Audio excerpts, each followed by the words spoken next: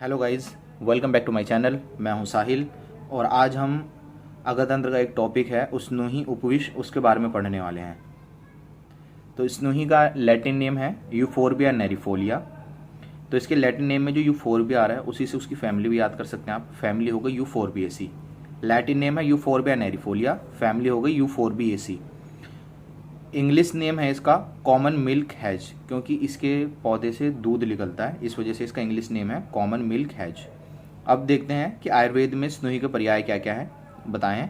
तो पर्याय याद करने का तरीका याद कर लो आप। सुना है सेहुण गुंडा है, सुना है सेहुण गुंडा है।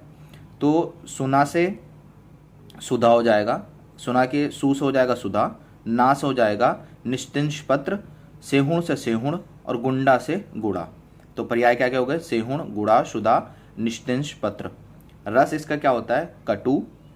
गुण होता है इसका लघु और तीक्ष्ण। रस अगर इसका कटु है और गुण और लघु तीक्ष्ण है तो विपाक कैसा हो जाएगा? इसका कटु हो जाएगा और वीर्य इसका उष्ण होता है। और मॉडर्न टॉक्सोलॉजी किस कैटेगरी में आता है? ये organic irritant poison, organic irritant poison के अंदर आता है। ठीक है। अब इसके अंदर एक्टिव प्रिंसिपल क्या क्या होते हैं? एक्टिव प्रिंसिपल उन्हें कहते हैं कि जो भी किसी ड्रग्स के अंदर एक्टिवली प्रेजेंट होते हैं, ग्लाइकोसराइड या एल्कलॉइड। ठीक है। तो अब इसका नाम क्या था? लैटिन नेम था यूफोर्बिया, तो उसमें ही ऑल लगा दो, यूफोर्बियोल।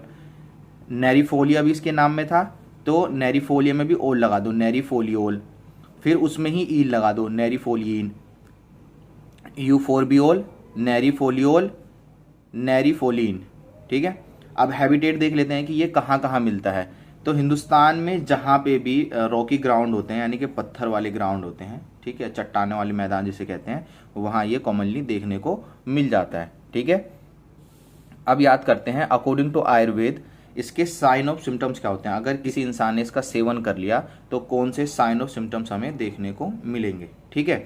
तो इसके साइन ऑफ सिम्टम्स याद करने का तरीका है कि स्नूही कुवारी है।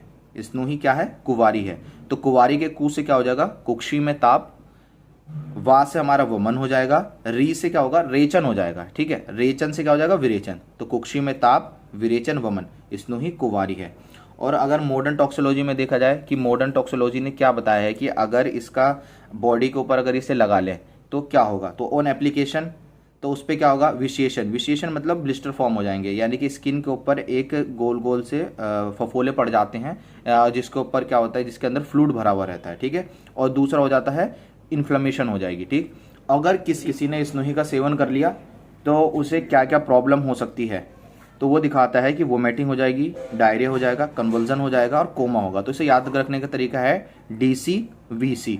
तो डी से क्या हो जाएगा हमारा? डायरिया, और सी से हो जाएगा कन्वल्जन, वी से वोमिटिंग और दूसरे सी से हो जाएगा कोमा। ठीक है। कन्वर्जन उसे कहते हैं। कन्वर्जन में होता है क्या है कि जो मसल्स है वो कॉन्ट्रैक्ट होती है और रिलैक्स होती है, लेकिन ये प्रोसेस बहुत जल्दी होता है, बहुत जल्दी होता है ये प्रोसेस। ठीक है। तो इस वजह से बॉडी ऐसा जैसे शेक होने लग जाती है। ठीक है। और फिर आ जाती है इसकी फैटल डोज पे कि कितनी मात्रा अगर इसकी खाए इंसान तो वो मर सकता है। ठीक है। तो इसकी अनसर्टेन बताई गई है। ठीक है। और फैटल पीरियड इसका 12 से 18 घंटे के अंदर। ठीक है। अब अकॉर्डिंग टू आयुर्वेद इसकी क्या ट्रीटमेंट है? अगर किसी ने स्नूही का सेवन कर लिया तो अकॉर्डिंग टू आयुर्वेद क्या ट्रीटमेंट है?